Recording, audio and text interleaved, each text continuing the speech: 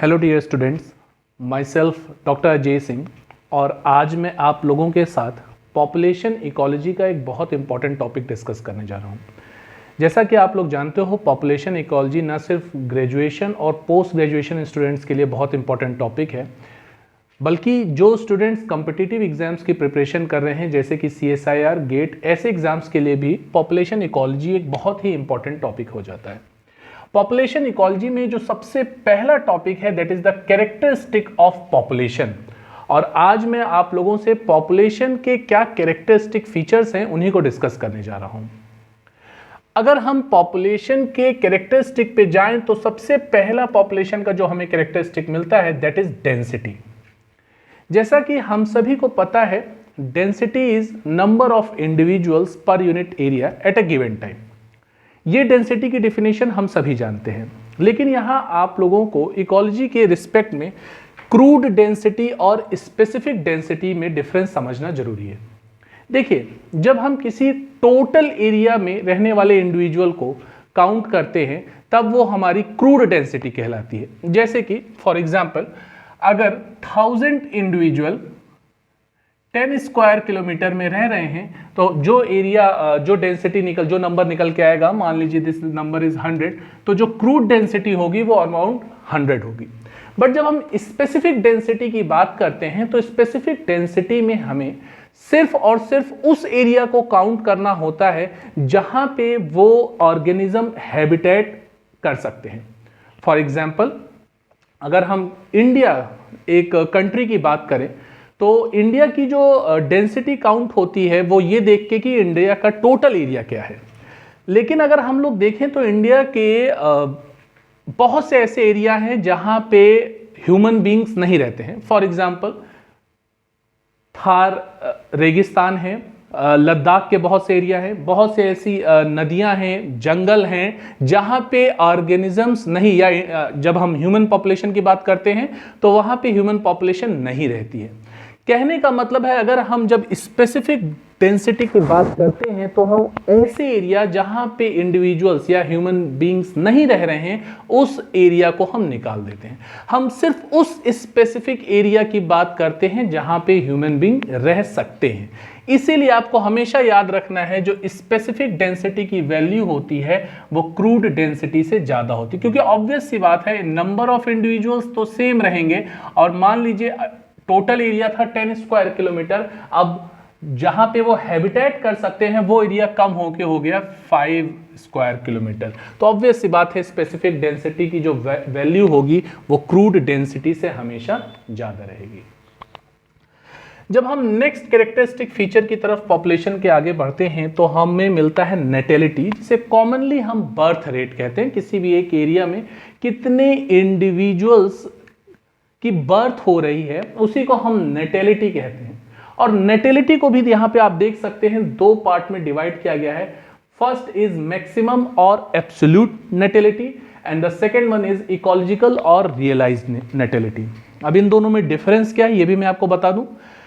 देखिए, जब हम मैक्सिमम रिप्रोडक्टिव पोटेंशियल की बात करते हैं, और मैक्सिमम टर्म तब इस्तेमाल होता है जब किसी भी तरीके का इकोलॉजिकल कंपटीशन या इकोलॉजिकल प्रेशर काम नहीं कर रहा होता है।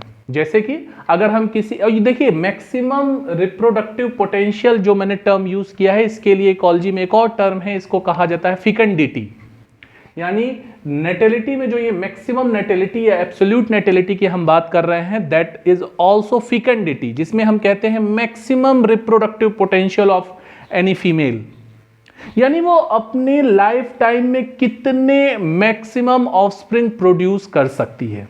लेकिन एक्चुअल कंडीशन में जब हम आते हैं तो there are so many differences, there are so many ecological pressure और things which happen in a female body, जिसकी वजह से उसका जो मैक्सिमम रिप्रोडक्टिव पोटेंशियल है वो कम होके एक्चुअल रिप्रोडक्टिव परफॉर्मेंस में कन्वर्ट हो जाता है।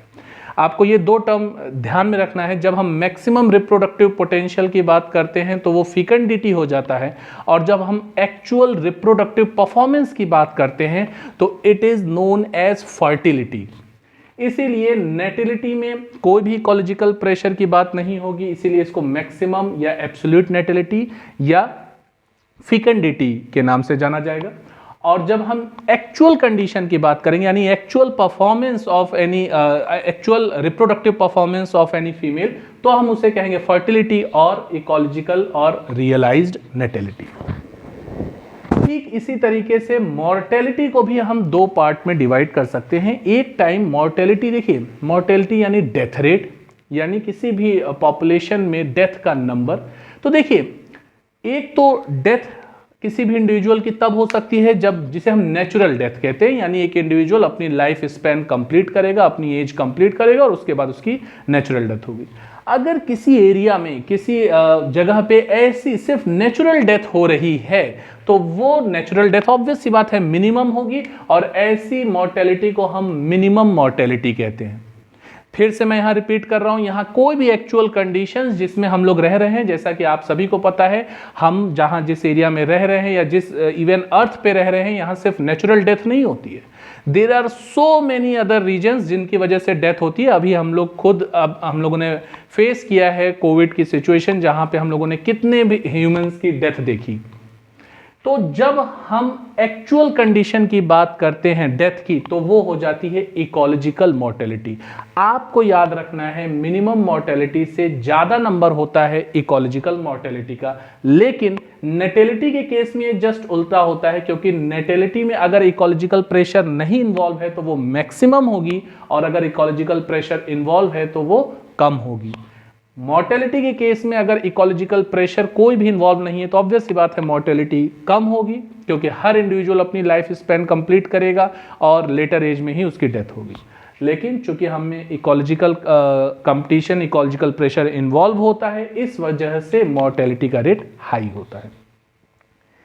मॉर्टेलिटी से ही रिलेटेड एक जो बहुत इंपॉर्टेंट क्वेश्चन है, बहुत इंपॉर्टेंट टॉपिक वो आपके सिलेबस में है, दैट इज सर्वाइवरशिप कर्व। और ये मैं मॉर्टेलिटी के साथ ही इसको डिस्कस कर दे रहा हूं, सर्वाइवरशिप कर्व। ये आपको जानना बहुत जरूरी है। देखिए, सर्वाइवरशिप कर्व में आप बेसिकली देखते हो 3 टाइप के कर्व हमें दिखाई देते हैं। Survivorship curve type 1, type 2 and type 3। ये सर्वाइवरशिप कर्व एक्चुअली बनाया गया है इंडिविजुअल्स की एज और नंबर ऑफ सर्वाइवर्स के बेसिस पे। इस सर्वाइवरशिप कर्व से हम देखते हैं कि अर्ली एज में, किसी भी इंडिविजुअल की अर्ली एज में उसके सर्वाइव करने की प्रोबेबिलिटी क्या है। अब इस ग्राफ को देख के आपको एक आइडिया लग रहा होगा, जो टाइप 1 सर्वाइवरशिप कर्व्स हैं, टाइप 1 सर्वाइवरशिप कर्व हैं, वहां पे अर्ली एज में नंबर ऑफ सर्वाइवर्स ज्यादा है। आपको दिख रहा होगा, अर्ली एज में नंबर ऑफ सर्वाइवर्स ज्यादा है टाइप 1 सर्वाइवरशिप कर्व में। अब सवाल उठता है, कौन से इंडिविजुअल्स टाइप 1 सर्वाइवरशिप कर्व को फॉलो करते हैं। इकोलॉजी में बेसिकली हमें और आपको पता होगा, आर सिलेक्टेड स्पीसीज और के सिलेक्टेड स्पीसीज का कॉन्सेप्ट पढ़ते हैं। ऐसे इंडिविजुअल्स जो ऑफस्प्रिंग कम प्रोड्यूस करते हैं, इंक्लूडिंग अस यानी ह्यूमन बींग्स, जो ऑफस्प्रिंग कम प्रोड्यूस करते हैं वो अपने ऑफस्प्रिंग को बेहतर पेरेंटल केयर दे पाते हैं। अगर ह्यूमन बीइंग की ही हम बात करें, आज हम जिस कंडीशन में हैं, तो हम ये देख सकते हैं कि अगर एक कोई मदर अपने लाइफ स्पैन में 4 से 5 ऑफस्प्रिंग प्रोड्यूस कर रही है, तो जनरली हम देखते हैं 4 से 5 ऑफस्प्रिंग सक्सेसफुली अपने एडल्ट लाइफ को कंप्लीट करते हैं। कहने का मतलब है उनके अर्ली एज में डेथ होने की प्रोबेबिलिटी बहुत कम रहती है। ठीक इसी तरीके से जैसे कोई भी के सिलेक्टेड स्पीसीज एनिमल्स हैं, यानी जो लार्ज बॉडी साइज के एनिमल हैं, जो ऑफस्प्रिंग कम प्रोड्यूस करते हैं, जैसे कि आप डॉग देख सकते हो, लायंस देख सकते हो, एलिफेंट देख सकते हो, वहां पे इंडिविजुअल्स नंबर ऑफ जो ऑफस्प्रिंग प्रोड्यूस हो रहे हैं उनके नंबर कम होते हैं, इसलिए पेरेंट उनका केयर कर पाते हैं और इसी वजह से उनके सर्वाइव करने की प्रोबेबिलिटी हाई होती है। अब हम आते हैं, ये तो हो गया टाइप 1 सर्वाइवरशिप कर्व। अब मैं बात करूंगा टाइप 3 सर्वाइवरशिप कर्व की। आप टाइप 3 सर्वाइवरशिप कर्व को अगर स्टडी कर पा रहे हो तो आप देख पा रहे हो कि अर्ली एज में इनका नंबर कितना ड्रास्टिकली कम हो जा रहा है। ये देखिए, इस ग्राफ से ये क्लियर हो रहा है कि जो भी एनिमल्स टाइप 3 सर्वाइवरशिप कर्व को फॉलो करते हैं उनकी अर्ली एज में सरवाइव करने की प्रोबेबिलिटी बहुत कम होती है, या दूसरे शब्दों में मैं इसे कहना चाहूं तो मैं ये कह सकता हूं कि उनके अर्ली एज में डेथ की प्रोबेबिलिटी या मॉर्टेलिटी बहुत हाई होती है।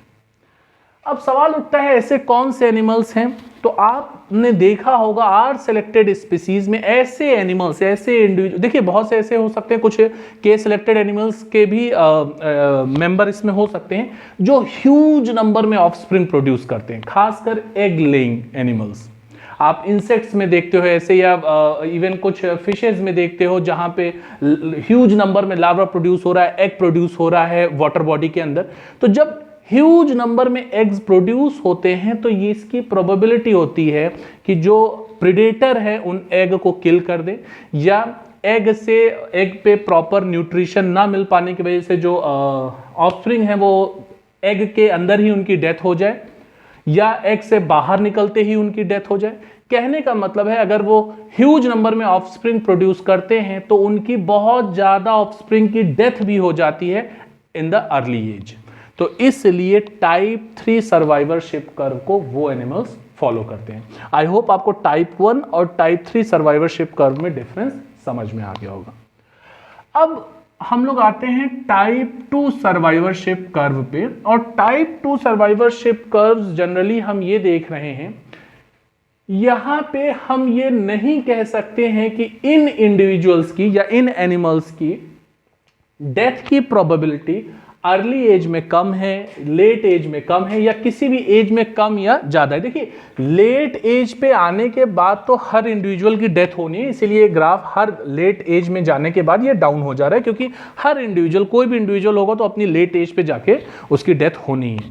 लेकिन जब हम सर्वाइवरशिप कर्व 2 की बात करते हैं, तो यानी टाइप 2 की बात करते हैं, तो हम ये कंफर्म नहीं बता सकते हैं कि इन एनिमल्स की अर्ली एज में डेथ की प्रोबेबिलिटी या सरवाइव करने की प्रोबेबिलिटी ज्यादा है या एडल्ट एज में।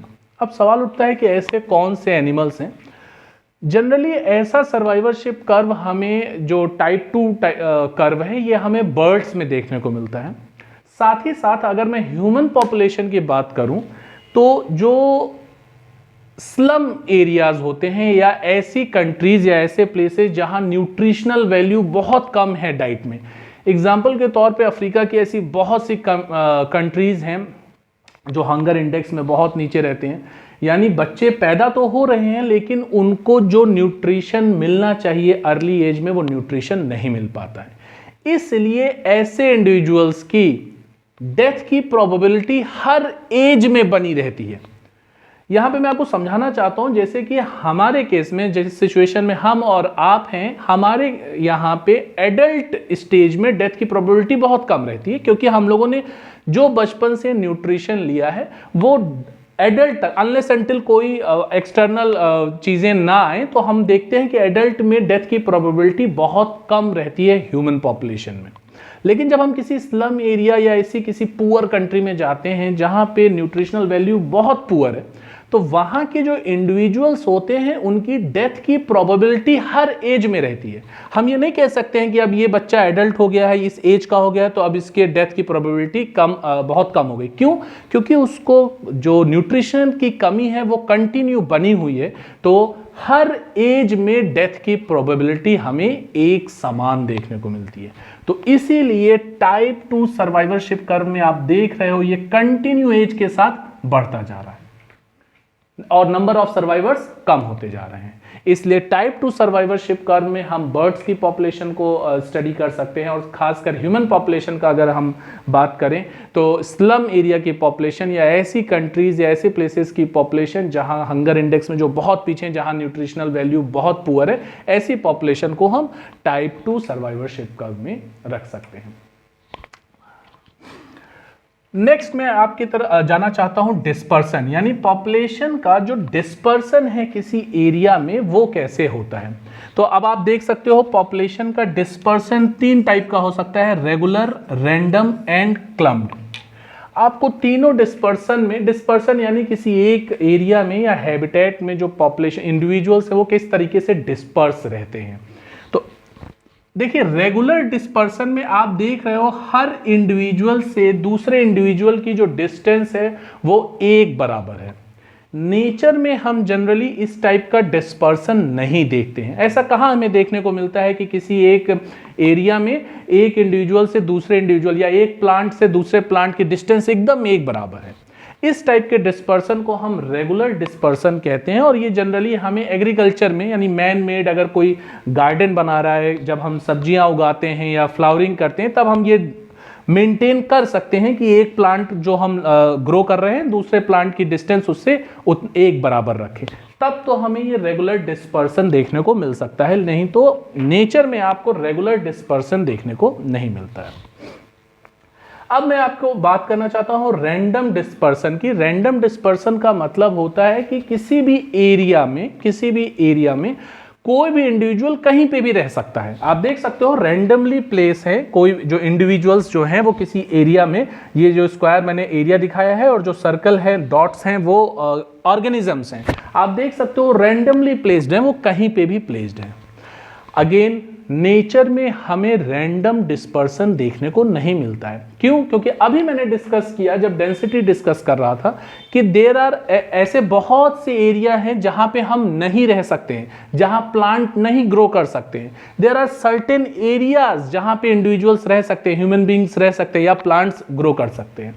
तो इसलिए रैंडम डिस्पर्सन से तो ये निकल के आ रहा है कि जो एरिया है वो होमोजेनाइज्ड है, वो हर जगह इंडिविजुअल को रख सकता है, लेकिन ऐसा नेचर में होता नहीं है। लास्ट जो डिस्पर्सन का टाइप है दैट इज क्लम्प्ड डिस्पर्सन, और इसी को एग्रीगेट डिस्पर्सन भी कहा जाता है। आप देख सकते हो इस डिस्पर्सन के टाइप में इंडिविजुअल्स क्लम्प्ड हो गए। ये देखिए यहाँ पे इंडिविजुअल्स एक साथ इकट्ठे हो गए, फिर यहाँ पे इंडिविजुअल्स एक साथ इकट्ठे हो गए। तो आप देख रहे हो जो ये एरिया जो बच रहा है that is non heritable area. यहाँ पे इंडिविजुअल्स नहीं रह रहे हैं, और एक्चुअल में नेचर में हमें इसी टाइप का डिस्पर्सन, चाहे आप ह्यूमन बीइंग की पॉपुलेशन की स्टडी करो, चाहे किसी एनिमल की पॉपुलेशन को स्टडी करो, या इवन प्लांट्स को स्टडी करो, आपको इसी टाइप का डिस्पर्सन देखने को मिलता है, जहाँ किसी स्पेसिफिक एरिया पे इंडिविजुअल, जहाँ उनके लिए फेवरेबल कंडीशंस होती हैं, वो इकट्ठा हो जाते हैं, एग्रीगेट हो जाते हैं, और जहाँ उनके लिए फेवरेबल कंडीशन नहीं होती है वो वहां पे नहीं प्रेजेंट होते हैं। तो इसलिए जो ह्यूमन पॉपुलेशन या एनिमल पॉपुलेशन जो होती है वो कैसी, इवन प्लांट पॉपुलेशन भी, वो कैसा डिस्पर्सन शो करती है? क्लम्प्ड डिस्पर्सन और एग्रीगेट डिस्पर्सन। लास्ट जो पॉपुलेशन की कैरेक्टरिस्टिक है दैट इज एज स्ट्रक्चर, और एज स्ट्रक्चर के बेसिस पे एज पिरामिड का फॉर्मेशन किया जाता है। आप देख सकते हो एज स्ट्रक्चर में तीन टाइप की, यानी ह्यूमन पॉपुलेशन को हम तीन एज ग्रुप में डिवाइड कर सकते हैं। पहली एज ग्रुप होती है pre reproductive age group. Pre reproductive age group का मतलब होता है वो एज ग्रुप जो अभी रिप्रोडक्शन नहीं कर सकती है, वो प्यूबर्टी के बाद रिप्रोडक्शन करेगी। यानी हम एक तरीके से कह लें तो 1 to 10 to 12 ईयर या 13-14 ईयर की जो एज ग्रुप है वो सारी की सारी एज ग्रुप कहलाती है pre reproductive age group. Next जो एज ग्रुप है that is reproductive age group, यानी कि वो इंडिविजुअल्स की वो एज जहां पे वो रिप्रोडक्शन कर सकते हैं, वो सारी की सारी जो पॉपुलेशन आएगी वो रिप्रोडक्टिव एज ग्रुप में आएगी।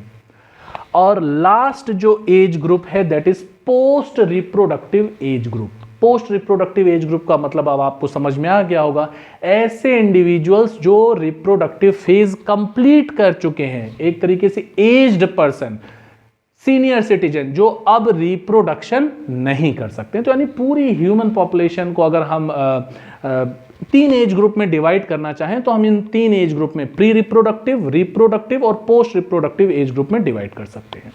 और इसी के बेसिस पे हमें ह्यूमन पॉपुलेशन में तीन टाइप के पिरामिड्स देखने को मिलते हैं। अब आप देखिए जो फर्स्ट पिरामिड है जो कि एक्सपेंडिंग पॉपुलेशन का पिरामिड है, एक्सपेंडिंग पॉपुलेशन का पिरामिड है। इस पिरामिड की अगर आप स्टडी करो तो आप देख सकते हो कि जो सबसे ज्यादा इंडिविजुअल्स हैं वो किस एज ग्रुप के हैं? प्री रिप्रोडक्टिव एज ग्रुप के हैं। उसके बाद रिप्रोडक्टिव एज ग्रुप और फिर पोस्ट रिप्रोडक्टिव एज ग्रुप। कहने का मतलब है कि अगर आज जो पॉपुलेशन है, मान लीजिए किसी कंट्री की पॉपुलेशन का एज पिरामिड है, आज जो उस कंट्री की पॉपुलेशन है, कुछ सालों बाद उस पॉपुलेशन में आप बहुत ज्यादा ग्रोथ देखने को आपको मिलेगा। क्यों? क्योंकि आज जो पॉपुलेशन है कुछ सालों बाद, चूंकि प्री रिप्रोडक्टिव एज ग्रुप में नंबर्स बहुत ज्यादा हैं, तो वो इंडिविजुअल्स रेडी हो जाएंगे रिप्रोडक्शन करने के लिए, इसलिए पॉपुलेशन की ग्रोथ हाई देखने को मिलेगी आपको। इसीलिए इस टाइप की पॉपुलेशन को हम एक्सपेंडिंग पॉपुलेशन कहते हैं। एक्सपेंडिंग, जो बहुत तेजी से बढ़ रही है। आप खुद, हम लोग जिस कंट्री से बिलोंग करते हैं, दैट इंडिया इसका एक परफेक्ट एग्जांपल है, क्योंकि यहाँ पे प्री रिप्रोडक्टिव और रिप्रोडक्टिव एज ग्रुप के जो इंडिविजुअल्स हैं वो ह्यूज नंबर में हैं। यानी आज जो हमारी पॉपुलेशन है वो आगे आने वाले समय में और अगर इसी तरीके से बढ़ती रही तो वो बहुत तेजी से ग्रोथ करेगी। आपको रीजन समझ में आ गया होगा इसका, क्यों? क्योंकि यहाँ पे प्री रिप्रोडक्टिव एज ग्रुप के इंडिविजुअल्स ज्यादा है। Most of the developing countries में आपको इस टाइप की एक्सपेंडिंग पॉपुलेशन देखने को आपको मिलता है। फिर आते हैं नेक्स्ट टाइप ऑफ पॉपुलेशन, जिसे हम स्टेबल पॉपुलेशन कहते हैं। स्टेबल पॉपुलेशन का मतलब है कि यहाँ पे जो रिप्रोडक्टिव एज ग्रुप है जितनी भी है, ऑलमोस्ट उतनी ही प्री रिप्रोडक्टिव एज ग्रुप भी है। इसका कहने का मतलब है कि आज जितनी पॉपुलेशन है, कुछ सालों बाद, चूंकि प्री रिप्रोडक्टिव भी रिप्रोडक्टिव के बराबर ही है, तो कुछ सालों बाद भी पॉपुलेशन ऑलमोस्ट उतनी ही रहेगी। यानी ऑब्वियस सी बात है, पॉपुलेशन में ग्रोथ तो होगा, वो ग्रोथ रेट बहुत मिनिमम होगा। इस टाइप की पॉपुलेशन को हम स्टेबल पॉपुलेशन कहते हैं।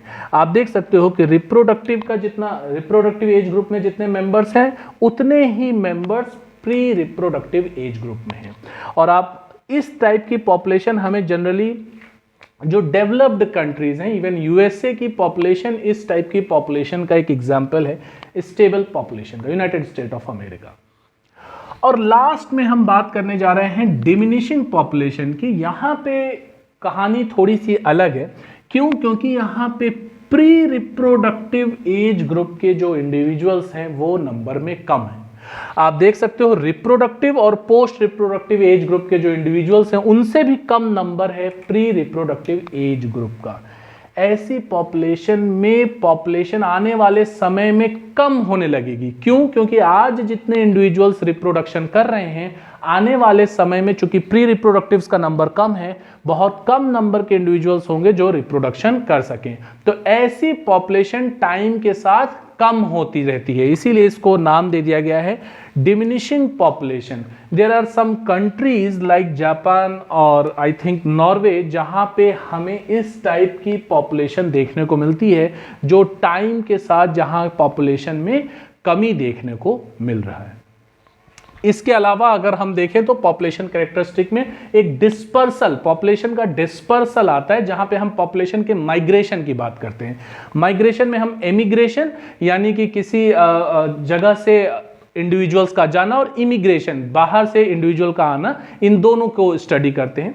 तो इस तरीके से हमने देखा कि पॉपुलेशन के कैरेक्टरिस्टिक्स में हम population density, natality, mortality, dispersion और एज स्ट्रक्चर, साथ ही साथ डिस्पर्सल, ये these are the characters of population.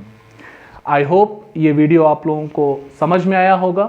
अगर ये वीडियो आपको इंफॉर्मेटिव लगा है तो प्लीज़ अपने कलीग्स के साथ, अपने जूनियर्स के साथ इस वीडियो को शेयर करिए। और अगर अभी तक आपने मेरा चैनल सब्सक्राइब नहीं किया है तो please subscribe the channel. Thank you.